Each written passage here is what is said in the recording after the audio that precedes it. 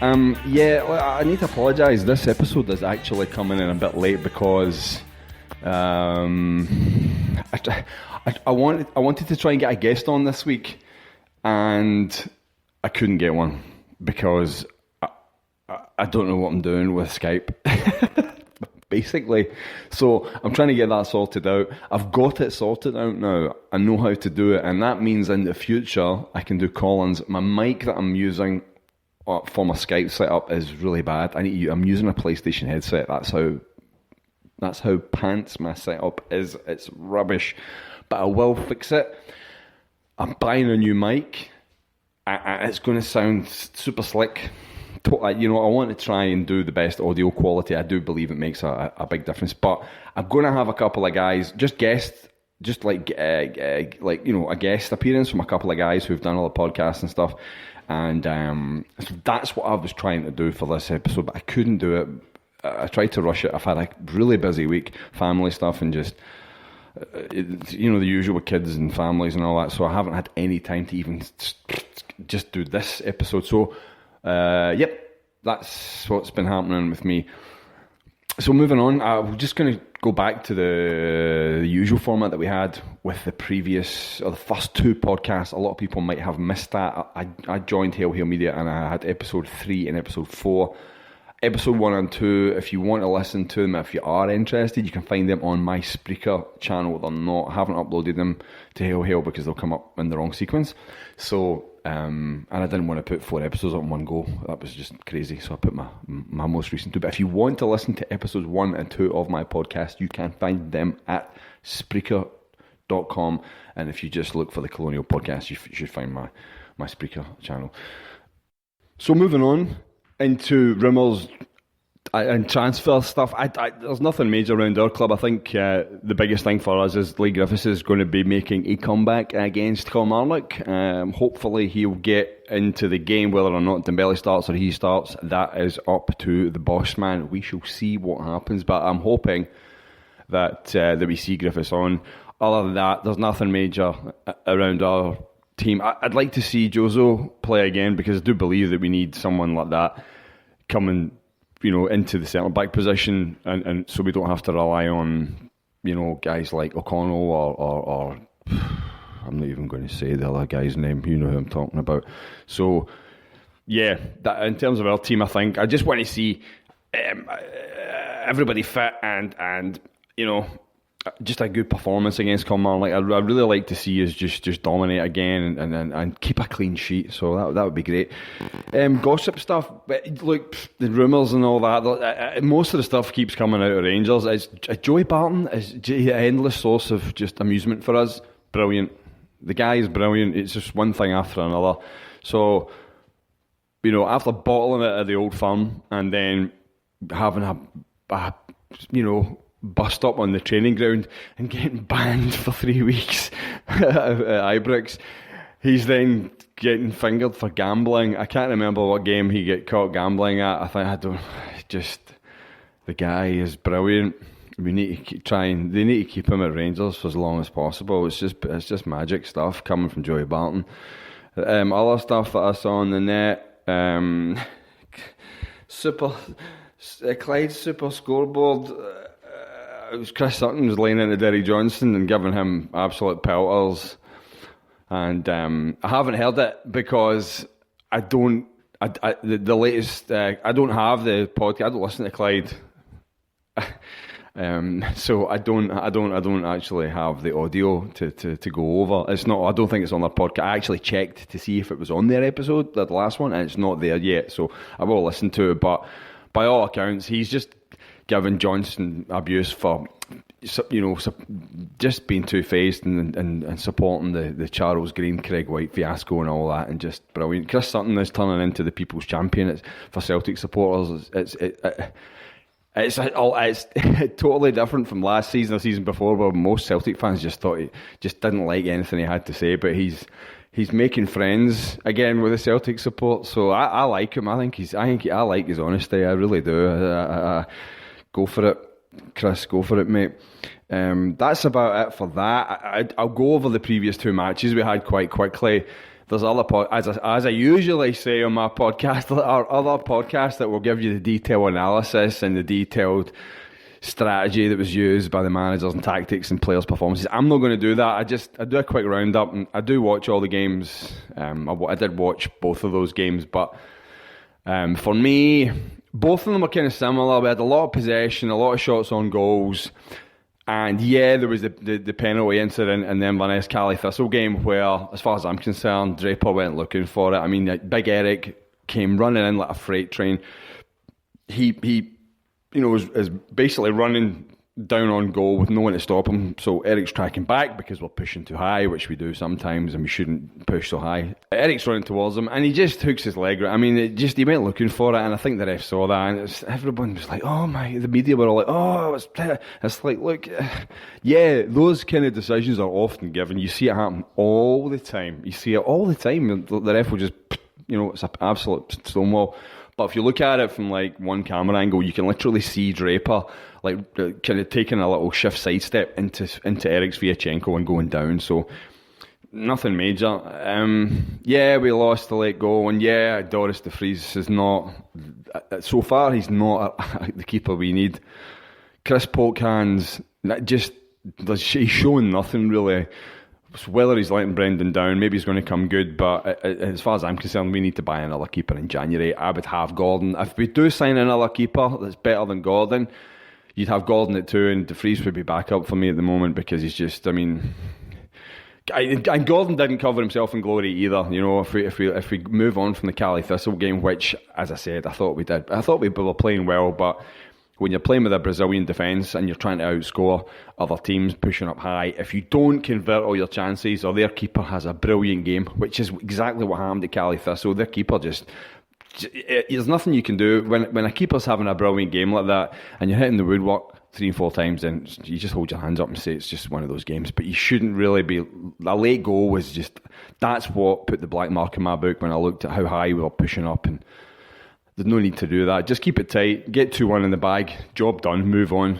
And for the Alloa game, I knew we were going to win it. I would like to have seen 5 and 6 goals, but hey, look, what can you do? Teams sit in, and we did well. We kept hold of the ball. I thought it was a professional performance from Celtic. They really did well, holding the ball, just making sure that they kept pressure on. And brilliant goal from James Forrest. Really good goal from James Forrest, and an excellent goal from Dembele. Like, I know we're playing Alloa, but you can still tell the way the players move. They're moving off the ball, and then when they take the ball, just the technique to finish it. And both of those guys, Dembele and Forrest, their goals were excellent. So really pleased to see Forrest score again, because it looked like he was going to. He'd taken a few shots in that game, and he just kept missing and stuff. I thought, oh no, your shooting boots aren't on, son, but. But nah, they did well. It was a good performance, and it's great. Just good to see. Good to see guys getting back on the score sheet like that. That's probably it. I don't want to go too far into like Rodgers' tactics and analysis and all that of his strategy. I mean, he's still pushing up high, and I still think sometimes we leave too much space up high. I still think we need a proper defensive midfielder. You saw McGregor getting skinned there. Him and Brown were the last men back in the Cali Thistle game at that point, where he gets the ball taken off him, and he's just not. Brown's for me. Brown's a box-to-box player. Really, he gets all up and down the midfield and sometimes gets into attack. As far as I'm concerned, we need a proper defensive midfielder. I really hope we get one in January, like a Van Bommel. If anybody knows who knows who Van Bommel is, he was a Dutch player, central midfielder. I think he played. Did he end up playing for AC Milan? Somebody's going to correct me on this. But anyway, I loved him. You can tell me who it was. He played for a Dutch side. It was Eindhoven, and then was it Ajax? God, that's terrible. Anyway, it was back all those years ago when I was a young lad. He was a brilliant defender, Van Bommel, and I reckon that we need someone like that. I don't think we'll get it, because someone like that would cost an absolute fortune these days. So not going to happen. But we need a rock solid defensive midfielder, because we don't have anybody really. Bitton for me is just yeah. Bitton is just, I don't know. When he wants to play and really digs in, he's excellent. He's got great touch, and he's technically really good. And he can pick out a pass and all that, but it just, I don't know. I don't want him in there every week. He's I don't know. I think he's lazy and just not right, really. So that's it. That's my professional opinion of the midfield issues we have. We need a defensive midfield. I'm sure people will disagree and say, you're talking rubbish, blah, blah, blah. But if we're playing that formation where there's like three in the middle, you know, if it's a more defensive style of that kind of three in the middle, you want a defensive midfielder just sitting there in front of the defence, or maybe even two, and then you've got one. You know, if it's three in a wee triangle, and you want one sitting in front of the two holding, or swap it about. You got one defensive and two midfielders in front, like Brown and Rogic, or whatever. Mix it about, but we don't have an out and out solid, rock solid, consistent defensive midfielder, and I believe that's what we need. The Kilmarnock game, look, again, coming up for games coming up, I really just want to see Kelly get absolutely destroyed by us. I really would love to see that. I'd like to see Gamboa get more. People have been giving him a bit of stick since he signed. It's really early days. I heard a couple of comments like, "Oh, Gamboa is not good," and blah blah and all this, but like, we've got to give the guy a chance, and I really think a game against Kelly at home would do him good if he can show his pace and maybe, you know, get some good balls in and stuff like that. So I'd like to see him play. Obviously, we want I think Toure will probably play as well, and Derek and Yozo. So it'd be good to see Toure come back and Simonovic get a run out. That would be awesome. Midfield again will probably be the same. I would imagine it'll be Rogic, Brown. Maybe Bitton or whatever. Maybe he'll use McGregor again, or Henderson. Is Henderson going to get a game for us? Who knows? It looks like he's going to get loaned out because he's not getting any game time. So, but who knows? Who knows? And then obviously Griffiths is coming back, so we'd like to see him on. He's probably going to play one striker up front, so it'll be Sinclair and Forrest. But Paddy Roberts has been kept out by Forrest at the moment, so that's kind of good in a way. I love Patrick Roberts. He's so good on the ball and he can just beat people. It's brilliant. But Forrest is scoring goals and stuff, so I don't know. It's 50-50. Like, I wouldn't mind one half Forrest, one half Patrick Roberts. That's fine, you know. Like, but Forrest is playing well, so hats off to wee Shooters. He's doing well. And then Sinclair on the left, and then we'll have, I don't know, Dembele will probably start with Griffiths coming on. So that's probably the lineup that'll be in place. And my prediction for score, I reckon we'll hammer them. I reckon it'll be like 4-0, 3-0, 4-0. I think we'll fly past them. So that should be excellent. Champions League game, Manchester City at home. Going to be a very difficult game. I think I'll do a podcast episode just before that. I want to try, as I said, I've got a couple of people that I want to bring on. I am getting my podcast set up so that I can have people phone in and have Spreaker have Skype working on the podcast. So there's lots of different things I need to get set up. There's a few things that I need to put in place. I need a new mic for that because this mic I'm using, it's not that great. It's only for like an Android phone. So I need to get a few things set up, but I'll do a Champions League, like pre-Champions League episode and then one after that. I'm trying to do a podcast after every couple of games or after every big game. So I do think it's going to be a big game. Really looking for a better performance after Barcelona, because that Barcelona performance is, and I've given my thoughts on that. I really believe that we need to make a better account of ourselves. So they're a really good side. Aguero's on fire. You know, they've got Guardiola as manager, and I'd love to see us just get an early goal, put them under pressure, get the crowd fired up. That's my hope. But I won't go into too much on that. So I hope we smash Kelly and then get hyped up and get ready for the Champions League game at home. First home game in the Champions League. Can't wait, guys. It's going to be magic. Yeah.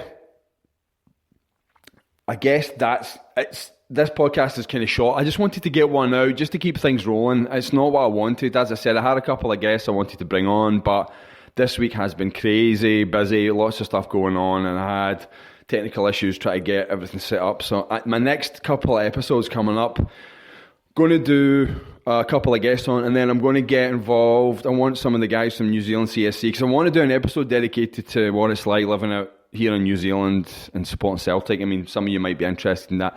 Some of you might not be interested in that, but I'm going to do it because it is a unique place to live. It's an amazing place to live, and I think it'd be cool to just focus in on that a wee bit. So that'll be a longer episode. So that's coming up in the next maybe 2 or 3 episodes. Do a pre and post Champions League episode, and hope to have a couple of guests that I am stealing. One guy I'm going to steal who's on another couple of podcasts, and another guy that I want to bring on who hasn't been on a podcast in ages. So good guys, and maybe some surprises. Maybe bring in a couple of people. Like I'm going to do a couple of shout outs before I kind of sign off.